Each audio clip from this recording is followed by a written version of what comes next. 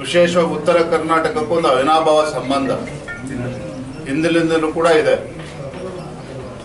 ತಂದೆಯವರು ಮುಖ್ಯಮಂತ್ರಿಗಳಿದ್ದಾಗ ವಿಶೇಷವಾಗಿ ಗುಲ್ಬರ್ಗದಲ್ಲಿ cabinet meeting ಮಾಡಿರ್ತಕ್ಕಂಥದ್ದು ಇರ್ಬೋದು, ಗುಲ್ಬರ್ಗ ಜಿಲ್ಲೆ ಮತ್ತು ಕಲ್ಯಾಣ ಕರ್ನಾಟಕಕ್ಕೆ ಹೆಚ್ಚು ಅನುದಾನವನ್ನು ಕೊಟ್ಟಿರ್ತಕ್ಕಂಥದ್ದು ಇದೆಲ್ಲವೂ ಕೂಡ ತಾವು ನೋಡಿದ್ದೀರಿ. ಒಟ್ಟಾರೆಯಾಗಿ ಅವರ ಒಂದು ಅವಧಿಯಲ್ಲಿ ಅತಿ ಹೆಚ್ಚು ಅಭಿವೃದ್ಧಿ ಭಾಗದಲ್ಲಿ ಆಗಿರ್ತಕ್ಕಂಥದ್ದು ನನಗೂ ಕೂಡ ಹೆಮ್ಮೆ ಇದೆ. ನಾನಿವತ್ತು ಕಲ್ಯಾಣ ಕರ್ನಾಟಕದ ಗುಲ್ಬರ್ಗ ಅಳಿಮೆ ಅಂತಕ್ಕಂಥದ್ದು ನನಗೂ ಕೂಡ ಹೆಮ್ಮೆ ಇದೆ. ಇವತ್ತು ಮತ್ತೊಂದು ಸಂತೋಷ ತರ್ತಕ್ಕಂಥ ವಿಚಾರ ಅಂತ ಹೇಳಿದ್ರೆ, ನಮ್ಮ ಹಿರಿಯ ಅಣ್ಣ ರಾಘವೇಂದ್ರ ಅವರ ಸುಪುತ್ರ ಸುಭಾಷ್ ಅವರು ಕೂಡ ಇವತ್ತು ಸಂಬಂಧ ಇವತ್ತು ಗುಲ್ಬರ್ಗ ನೆಂಟಸ್ಥನ ಬೆಳೆಸ್ತಾ ಇರ್ತಕ್ಕಂಥದ್ದು ನಮಗೆ ನಿಜವಾಗ್ಲೂ ಕೂಡ ಸಂತೋಷ ಮತ್ತು ಹೆಮ್ಮೆ ತರ್ತಕ್ಕಂಥದ್ದು.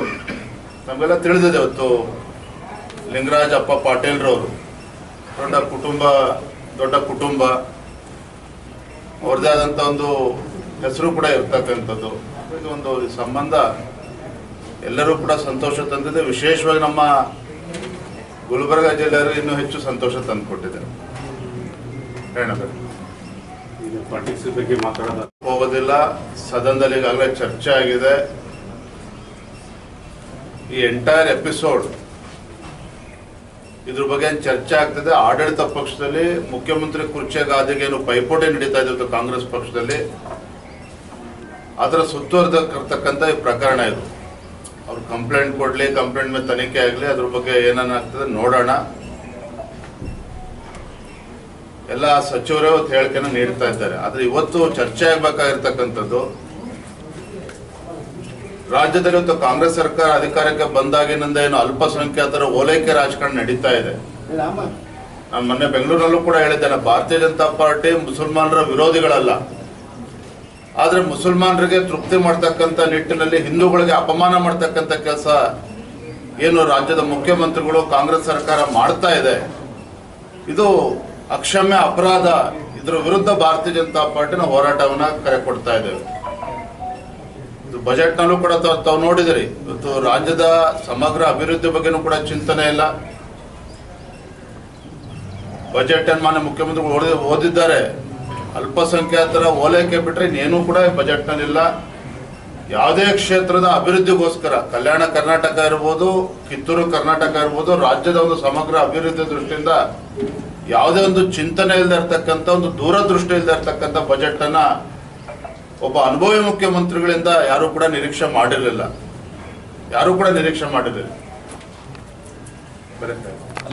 ಸಂಘ ಪಕ್ಷದ ನಾಯಕರಾಗಿರ್ತಕ್ಕಂಥ ಸುರೇಶ್ ಅವರು ಕೂಡ ನಾನು ದೂರವಾಣಿ ಮುಖೇನ ಮಾತನಾಡಿದ್ದೇನೆ. ಇವತ್ತು ನಾಳೆ ಕಾರ್ಯಕ್ರಮ ಮುಗಿಸ್ಕೊಂಡು ಬೆಂಗಳೂರಿಗೆ ಹೋದ ನಂತರ ನಾನು ಮಾನ್ಯ ಎಚ್ ಡಿ ಕುಮಾರಸ್ವಾಮಿ ಅವ್ರ ಜೊತೆನೂ ಕೂಡ ಚರ್ಚೆ ಮಾಡಿದ್ದೇನೆ. ಸುರೇಶ್ ಬಾಬು ಹತ್ರ ಚರ್ಚೆನೂ ಕೂಡ ಮಾಡಿದ್ದೇನೆ. ಎಲ್ಲವೂ ಕೂಡ ಸರಿ ಇದೆ, ನೀವು ಅನ್ಕೊಂಡ ರೀತಿ ಏನಿಲ್ಲ. ಅವರು ಕೂಡ ಬೆಂಬಲ ನೀಡ್ತಾರೆ ಅನ್ನುವ ನಿರೀಕ್ಷೆ ನಮ್ದಿದೆ. ಈಗ ಹನಿ ಟ್ರ್ಯಾಪ್ ವಿಚಾರ ಆಗಾಗ ರಾಜಕಾರಣದಲ್ಲಿ ರಾಜಣ್ಣ ಜಸ್ಟ್ ಹೇಳಿಕೆ ಕೊಟ್ಟಿದ್ದಾರೆ, ವಿಡಿಯೋ ಕಾಲ್ ಮೂಲಕ ನಮ್ಗೆ ಹನಿ ಟ್ರ್ಯಾಪ್ ಮಾಡಕ್ ಪ್ರಯತ್ನ ಪಟ್ಟಿದ್ರು, ಹೈಕಮಾಂಡ್ ದೂರು ಕೊಡ್ತೀನಿ ಅಂತ. ಅವರು ದಿನಕ್ಕೊಂದೊಂದು ಹೇಳಿಕೆಯನ್ನ ಕೊಡ್ತಾ ಇದ್ದಾರೆ. ಅವರೆಲ್ಲ ಹೇಳಿಕೆಗಳು ಮುಗಿಲಿ, ಅದಕ್ಕೇನು ಬೇರೆ ಆಡಳಿತ ಪಕ್ಷದ ಸದಸ್ಯರು ಪ್ರತಿಕ್ರಿಯೆ ನೀಡ್ತಾರೆ, ನೀಡ್ಲಿ, ಆಮೇಲೆ ಇದ್ರ ಬಗ್ಗೆ ನಾವು ಪ್ರತಿಕ್ರಿಯೆ ನೀಡ್ತೇವೆ. ಇದನ್ನ ಸತೀಶ್ ಜಾರಕಿಹೊಳಿ ಅವರಿಗೆ ಮತ್ತೆ ರಾಜಣ್ಣ ಅವ್ರಿಗೆ ಕೇಳಬೇಕು ಈ ಪ್ರಶ್ನೆ. Thank you. ಮಹಾನ್ ನಾಯಕರ ಪಾತ್ರ ಇದೆಯಾ? ಇರ್ಲಿಪ್ಪ, ಅದ್ರ ಬಗ್ಗೆ ನಾವು ಚರ್ಚೆ ಮಾಡೋದಕ್ಕೆ ಹೋಗೋದಿಲ್ಲ. ಕಾಂಗ್ರೆಸ್ನಲ್ಲಿ ಇವತ್ತೇನು ಆಂತರಿಕ ಗೊಂದಲದಿಂದ ಇವತ್ತೇನೇನು ಪ್ರಕರಣಗಳು ಹೊರಗೆ ಬರ್ತಾ ಇದೆ, ಎಲ್ಲೂ ಕೂಡ ಬಹಿರಂಗ ಆಗಲಿ. ನಾನು ಕಳೆದ ಕೆಲವು ತಿಂಗಳುಗಳಿಂದನೇ ಹೇಳಿದ್ದೆ, ಮುಂದಿನ ದಿನಗಳಲ್ಲಿ ಕ್ಷಿಪ್ರ ರಾಜಕೀಯ ಬೆಳವಣಿಗೆಗಳು ನಡೀತದೆ ಎನ್ನುವ ಮಾತನ್ನು ಕೂಡ ಹೇಳಿದ್ದೆ. ಇವತ್ತು ಈ ರೀತಿ ಬೆಳವಣಿಗೆಗಳು ಕೂಡ ತಾವು ಗಮನಿಸ್ತಾ ಇದ್ದೀವಿ.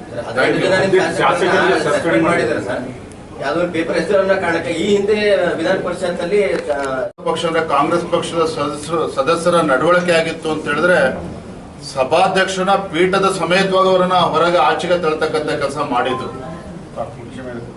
ಕುರ್ಚಿ ಮೇಲೆ ಕೂತಿದ್ದಂತ. ಇದು ಹಿಂದೆ ನಡೆದಿದೆ. ಆದ್ರೆ ನಾನು ಇವತ್ತೇನು ಹೇಳಕ್ ಹೊರಟಿದ್ದೇನೆ ಅಂತ ಹೇಳಿದ್ರೆ, 18 ಶಾಸಕರ ಅಮಾನತನ್ನು ಯಾವುದಕ್ಕೋಸ್ಕರ ಮಾಡಿದ್ದಾರೆ?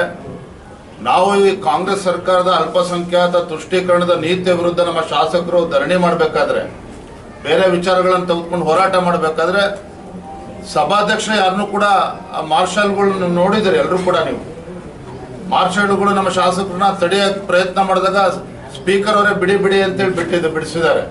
ಆದ್ರೆ ಒಟ್ಟಾರೆಯಾಗಿ ಶಾಸಕರ ವರ್ತನೆ ಸರಿಯಾಗಿರ್ಲಿಲ್ಲ ಅನ್ನುವ ಅಭಿಪ್ರಾಯ ಸದನದ ಸಭಾಧ್ಯಕ್ಷರಿಗೆ ಸ್ಪೀಕರ್ಗೆ ಬಂದಿದ್ದೇ ಆದ್ರೆ ಅವರಿಗೆ ಅಧಿಕಾರ ಎಷ್ಟಿದೆ ಅದಕ್ಕೆ ಸೀಮಿತವಾಗಿ ಅವರು ಆದೇಶನ ಮಾಡಬೇಕಾಗಿತ್ತು. ಆ ಅಧಿವೇಶನದಲ್ಲಿ ಮೊನ್ನೆ ನಡೆದಂತ ಅಧಿವೇಶನ ಎಷ್ಟು ದಿನಗಳ ಕಾಲ ಇತ್ತು? ಇನ್ನು 2 ದಿನ ಇದ್ರೆ 2 ಅಮಾನತ್ ಮಾಡ್ಬೋದಿತ್ತು, 1 ದಿನ ಇದ್ರೆ 1 ದಿನಕ್ಕೆ ಅಮಾನತ್ ಮಾಡ್ಬೋದಿತ್ತು. 6 ತಿಂಗಳು ಅಮಾನತ್ತು ಮಾಡೋದು ಕಾನೂನು ಬಾಹಿರವಾಗಿರ್ತಕ್ಕಂಥದ್ದು. ಈಗಾಗಲೇ ನಮ್ಮ ಹಿಂದಿನ ಸ್ಪೀಕರ್ ಆಗಿದ್ದಂಥ ವಿಶ್ವೇಶ್ವರ ಹೆಗಡೆ ಕಾಗೇರಿಯವರು ಕೂಡ ಮತ್ತೆ ಬೇರೆ ಬೇರೆ ಎಕ್ಸ್ಪರ್ಟ್ಸ್ಗಳು ಕೂಡ ಅಭಿಪ್ರಾಯ ಕೊಟ್ಟಿದ್ದಾರೆ. ಅಮಾನತ್ತಿನ ಜೊತೆಗೆ 6 ತಿಂಗಳ ಅಮಾನತ್ತಿನ ಜೊತೆಗೆ ಏನೇನೋ ಕಂಡೀಷನ್ಸ್ಗಳು ಹಾಕಿದ್ದಾರೆ. ಕಮಿಟಿ ಮೀಟಿಂಗ್ಗಳಲ್ಲಿ ಭಾಗವಹಿಸೋ ಹಾಗಿಲ್ಲ, ನಾಳೆ ಪುರಸಭೆ ಮತ್ತೊಂದು ಚುನಾವಣೆ ಬಂತು ಅಂತ ಹೇಳಿದ್ರೆ ವೋಟ್ ಹಾಕೋಗಿಲ್ಲ. ಇದು ಸಂಪೂರ್ಣವಾಗಿ ಸಂವಿಧಾನ ವಿರೋಧಿ ನಡೆ. ಹಾಗಾಗಿ ನಾವು ನಿನ್ನೆ ಆಗ್ರಹ ಮಾಡಿದ್ದೇವೆ, ಒತ್ತಾಯ ಮಾಡಿದ್ದೇವೆ, ಮನವಿ ಮಾಡಿದ್ದೇವೆ. ಯಾವುದೋ ಒಂದು ಕೆಟ್ಟಗಳಿಗೆ ಸಭಾಧ್ಯಕ್ಷತೆ ನಡ್ಕೊಂಡಿದ್ದಾರೆ ಅನ್ನೋ ಭಾವನೆ ನಮ್ಮದು ಕೂಡ ಇದೆ.